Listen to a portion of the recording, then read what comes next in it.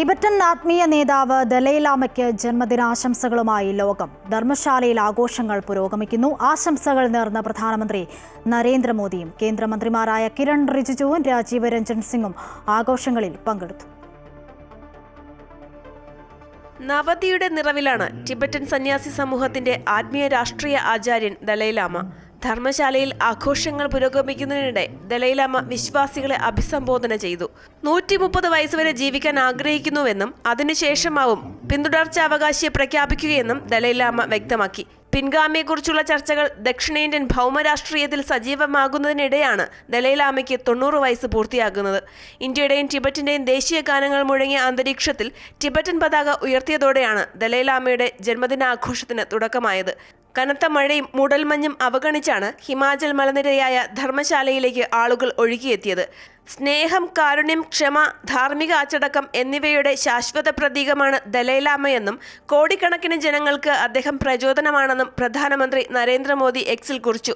നവതി ആഘോഷങ്ങളിൽ കേന്ദ്രമന്ത്രിമാരായ കിരൺ റിജിജുവും രാജീവ് രഞ്ജൻ സിംഗും പങ്കെടുത്തു. പിൻഗാമിയുടെ കാര്യത്തിൽ എന്ത് തീരുമാനമെടുത്താലും രാജ്യം അതിനൊപ്പം നിൽക്കുമെന്നും കേന്ദ്രമന്ത്രിമാർ പറഞ്ഞു. That whatever decision taken by His Holiness the Dalai Lama, the established conventions and traditions, we will fully abide by it and we will follow the directions and the guidelines to be issued from the institution of the Dalai Lama.